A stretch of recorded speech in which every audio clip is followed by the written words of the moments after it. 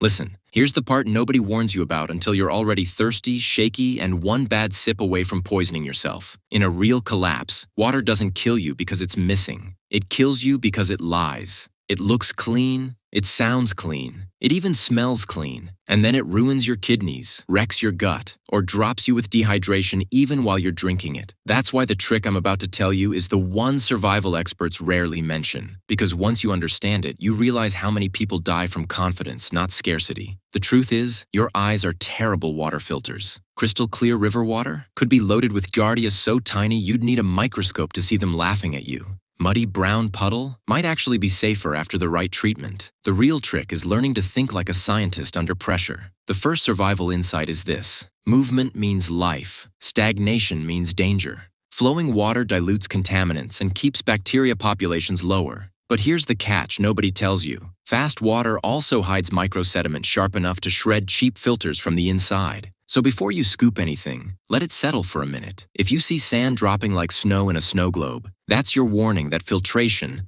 not boiling, is your first step. This section is based on practical field survival experience rather than formal academic sources. The next insight is the three-phase test, a simple trick soldiers use when they don't have gear. Listen closely, because this is where people panic and mess up. First, smell the water. If it has a sweet, almond, or chemical smell, don't touch it. It could be runoff or pesticide. Second, look for surface tension patterns. If the water breaks around your finger in a clean circle, it's probably organic. If it forms oily streaks or colors, walk away. Third, disturb the bottom gently. If black sludge rises, you're dealing with anaerobic bacteria, the kind that thrive where oxygen can't reach. Those are dangerous even after boiling. Why? Because their toxins survive heat. This section is based on practical field survival experience rather than formal academic sources. Here's the next trick, and it sounds ridiculous until you're desperate. Use sunlight like a weapon. UV radiation destroys DNA in microorganisms, and a clear plastic bottle placed in full sun for 6 hours can sterilize water almost as effectively as a rolling boil. It works because UVA penetrates to the full depth of shallow containers, and microorganisms can't repair the damage fast enough. But the method fails instantly if the water is cloudy, so you need to pre-filter through cloth, sand, or charcoal first. The science is solid. The patience required is not. Then there's the charcoal principle, my personal favorite because it's both primitive and genius. Crush burned wood until it's powder. Layer it in a bottle between sand and pebbles, and pour your water through slowly. Charcoal absorbs organic molecules like a sponge, trapping heavy metals, pesticides,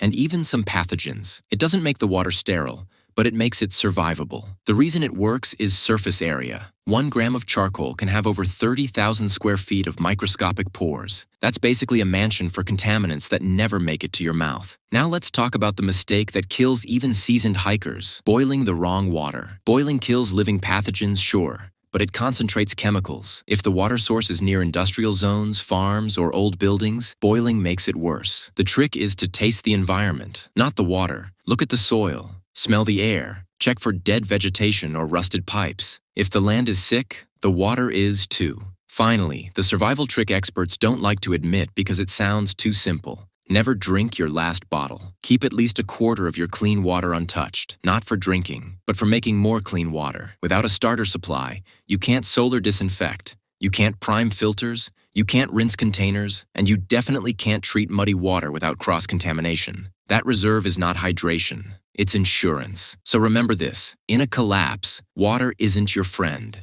It's a puzzle. It's a gamble. And the only people who survive are the ones who stop trusting their instincts and start trusting physics, biology, and a little bit of paranoia.